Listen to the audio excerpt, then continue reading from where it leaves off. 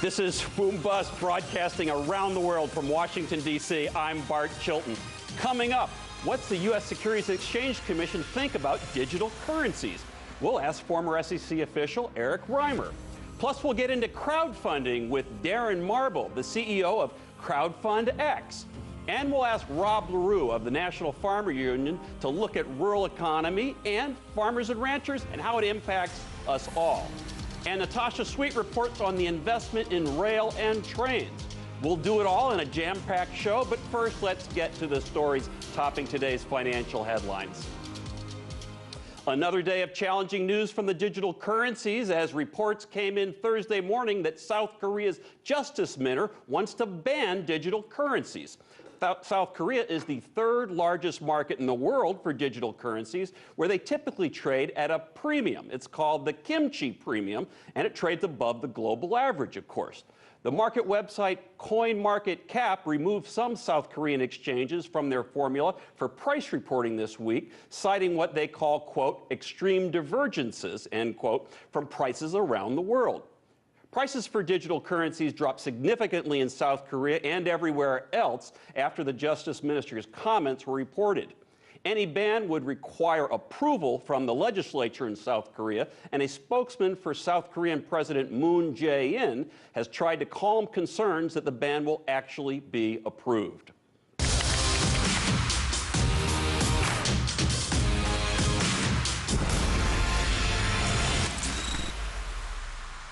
The South Korean story is just another in a continuing flurry of digital currency stories out there, but what are regulators thinking about digital currencies? Let's ask Erich Reimer, who worked at the SEC and is now a public affairs and political commentator. Erich, thank you for being here. Sure appreciate it. Great to be on with you, Bart. So, what do you make of this South Korea story we were just talking about? We're actually going to ban the trading of digital currencies. I mean, I think it really shows the kind of zigzag way a lot of regulators are right now going with regarding cryptocurrencies. I think a lot of regulators are very worried right now about so much of the public going in and having very little understanding of the currency, of what the technology is. And now we're seeing how cryptocurrency has been exploding recently with a greater market cap and incredible price volatility. And so I think while South Korea's approach to possibly ban all crypto trading is certainly a very harsh approach, and certainly probably not one that American regulators would go about implementing. I think here in the U.S., a lot more of the major institutions, ranging from J.P. Morgan to other bulge bracket banks, have recently begun going into cryptocurrency. They've begun trading it, begun exploring how to create their own, et cetera. And so I think given that institutional buy-in, regulators will be probably adopting a much more accommodating approach. I mean, there certainly, I think, are a lot of worries here in the U.S. as well about uninformed retail investors pouring in. But I think given the growth of blockchain here in the U.S., I think it'll be much different than a total ban like South Korea is considering. Well, they're not the first, of course. We had China and Russia ban both initial coin offerings and digital trading. But you know, a lot of this is done in cyberspace, right? So there are ways for people to trade anyway. But what do you think about regulators, specifically at your old agency, the Securities and Exchange Commission? I mean, how are they looking at this? They are so busy. I know it. I've spoken with the commissioners. They're busy with so many rules and regulations. But here they have this new animal. How do they really look at it? Do they look at digital currencies as the future, or is it just another task and another rule that they have to write to deal with them? I mean, I think digital currencies are very transformative, and certainly they're very different from typical securities. That's why I think the SEC has been very hesitant in approving ETFs for cryptocurrencies, but has allowed futures to begin being traded in it. I mean, it really is a unique asset because it combines technology and financial services and securities in a very uncertain way that raises a lot of legal as well as financial uncertainties. And so I think they're trying to understand the concept of it. I mean, I think it's a very new field in general for regulators because of how kind of viral it is on its own, how it can operate without institutions and middlemen. And I think they're really trying to figure out how to grasp the concept itself. So all the digital currencies, you know, it started really with individuals, people, you know, no institutional investors, no Goldman Sachs, J.P. Morgans, HSBCs.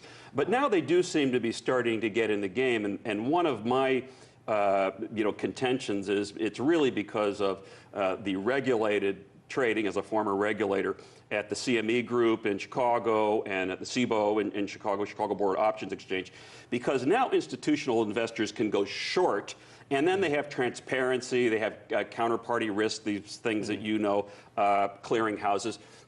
Do you think that the institutional investors are really going to start getting into digital currencies, despite some of the naysayers out there?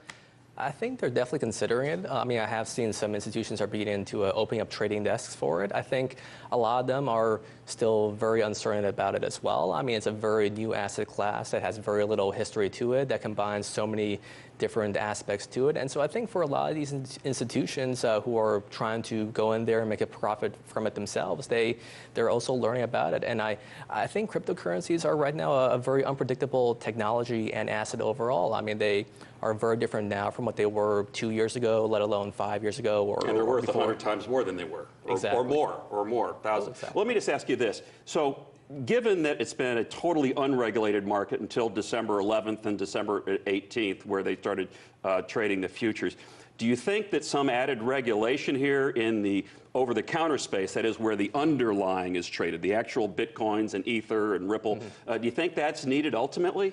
Oh, definitely. I think right now, especially the past 2 months, as we've seen cryptocurrency prices across the board explode, as we've seen ICOs come out all over the place. I think there's been so much retail interest, and especially the overwhelming bulk of them have no idea what the asset is, how it works, anything about it. And it shows precisely the kind of risk where we need regulatory attention, because when regulation is not about preventing people from taking on risk, it's about them taking on informed risk and understanding the kind of risk they're getting into. And I think right now there's a big public void for that. I actually agree with you. You need some regulation in this space. But of course, the Trump administration has said no more stinking regulation. So we'll have to see what happens and hope that these independent regulators, like at the SEC where you worked, Erich, look sort of above the political fray and do what's right, as you say, for investors. Thank you for your work when you were in the government, and thank you for coming here. Appreciate it. Thanks so much. Thank you. And now let's take a look at crowdfunding. What is it? What does it do?